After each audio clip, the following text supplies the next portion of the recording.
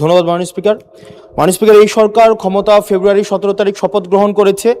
এর পূর্বের 6 মাসে ইন্টারিম গভর্নমেন্টের সময় প্রতিদিনে হত্যা হয়েছে, প্রতি মাসে হত্যার গড় ছিল 260 জন, যেটা বর্তমানে 311 জন। এই সরকার ক্ষমতা গ্রহণের পূর্বের 6 মাসে খুন হয়েছে 1780 জন, যেটা এই সরকারের 6 মাসে খুন হয়েছে 1789 জন। নারী ও শিশু নির্যাতন পূর্বের 6 মাসে ছিল 10,090 জন, এটি এই 6 মাসে হয়েছে 11,165 জন। পুলিশের উপরে হামলা হয়েছে 275টি, যেটি এই সরকারের প্রথম 6 মাসে হয়েছে 317টি। গণপিটুনি দিয়ে 2025 সালের পুরা বছরে 166 জনকে হত্যা করা হয়েছে, যেটা এই সরকারের 6 মাসে সেটির সংখ্যা পৌঁছেছে 120 জন। ব্রাহ্মণবাড়িয়াতে কনসার্ট বন্ধ করে দেওয়া হয়েছে, নৌকাবাজ বন্ধ করে দেওয়া হয়েছে। সেখানে মাননীয় স্বরাষ্ট্রমন্ত্রী বলেছেন যে ব্রাহ্মণবাড়িয়ার একটা কালচারাল একটা জেলা, সেই জেলায় নাকি গান বাজনা সিনেমা নাকি বন্ধের মতোই। আজকে আপনার মাধ্যমে মাননীয় স্বরাষ্ট্রমন্ত্রীর কাছে প্রশ্ন, এই 6 মাসে মাননীয় স্বরাষ্ট্রমন্ত্রী কি law and order situation restore করতে পেরেছে কিনা এবং আইনের শাসন সেটি প্রতিষ্ঠিত করতে উনি পর্যাপ্ত ভূমিকা রাখতে পেরেছে কিনা, নাকি উনি ব্যর্থতায় পর্যবেসিত হয়েছে? মাননীয় স্পিকার। মাননীয় স্বরাষ্ট্রমন্ত্রী। ধন্যবাদ মাননীয় স্পিকার।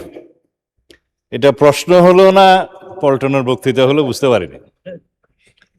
আইন শৃঙ্খলা পরিস্থিতির উন্নয়নে 6 মাসে স্বরাষ্ট্রমন্ত্রী সফল হয়েছে কিনা এটা একটা প্রশ্ন। তারপরে ব্রাহ্মণবাড়িয়া জেলায় সিনেমা হল কেন নাই সেটা আরেকটা প্রশ্ন। কোন খাতে কত হত্যা হয়েছে, জখম হয়েছে ইত্যাদি যে ডাটা দিলেন, সেই ডাটাটা কিসের ভিত্তিতে দিলেন, কি পরিসংখ্যানের ভিত্তিতে দিলেন, সে স্ট্যাটিস্টিক্স বড়টা কি আমি জানি না। মানে স্পিকার, আইন শৃঙ্খলা পরিস্থিতির উন্নতি হয়েছে কি হয় নাই সেটা তো দৃশ্যমান। বাংলাদেশে আজ পর্যন্ত বর্তমান সরকার দায়িত্ব নেওয়ার পর থেকে এই মুহূর্ত পর্যন্ত যত হেনিয়াস ক্রাইম হয়েছে, অপরাধ সংগঠিত হয়েছে, 24 ঘন্টা 48 ঘন্টা ক্ষেত্র মতো 7 ঘন্টার ভিতরে অপরাধী গ্রেপ্তার হয়েছে, আইনের আওতায় আনা হয়েছে। এবং সামাজিকভাবে যে কোনো স্পেসিফিক ঘটনা যদি আপনারা বলতে পারেন, সেই স্পেসিফিক ঘটনা আমি 300 বিধিতে বিবৃতি দিতে পারবো।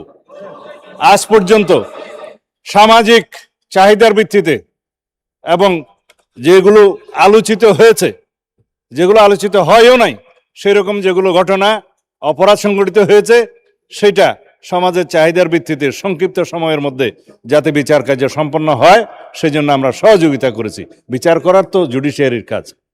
এইভাবে রামিসা থেকে শুরু করে রংপুরের ইদানিং 4টা যে হত্যা হলো সেই পর্যন্ত সমস্ত কিছু দ্রুততম সময়ের মধ্যে এই পুলিশ বাহিনী, আইন শৃঙ্খলা রক্ষাকারী বাহিনী গ্রেফতার করতে সক্ষম হয়েছে এবং আইনের আওতায় নিয়ে এসছে।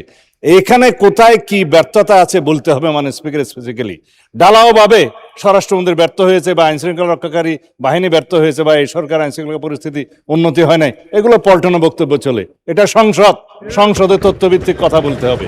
যদি কোনো স্পেসিফিক ঘটনার কথা আপনারা বলেন, সেই ঘটনার প্রেক্ষিতে আমরা 300 বিধিতে বক্তব্য দিতে পারবো মানে স্পিকার। কিন্তু যদি কাগজ নিয়ে বলা হয় এতটা হত্যা হয়েছে, এতটা ঘুম হয়েছে, সেটা তো কিসের স্টেটমেন্ট আমরা জানি না। আমরা গতবারও সংসদে আমরা 300 বিধিতে বক্তব্য দিয়েছি, স্টেটমেন্ট দিয়েছি এবং সংসদের জেনারেল আলোচনার মধ্যেও বলেছি, ডাটা দিয়েছি। তার মধ্যে আমরা প্রত্যেকটা পরিসংখ্যান করে প্রত্যেকটা অপরাধ ভিত্তিক চিত্র আমরা তুলে ধরেছিলাম। তখন কেউ বলতে পারে না মানে স্পিকার। সুতরাং যদি কোনো স্পেসিফিক ঘটনায় বাংলাদেশের আইন শৃঙ্খলা রক্ষাকারী বাহিনী বা স্বরাষ্ট্র মন্ত্রণালয় ব্যর্থ হয়েছে কি হয় নাই, সেই বিষয়ে যদি আপনারা নোটিশ আনেন, তখন আমরা ডিবেট করতে পারবো। ধন্যবাদ মাননীয় স্পিকার।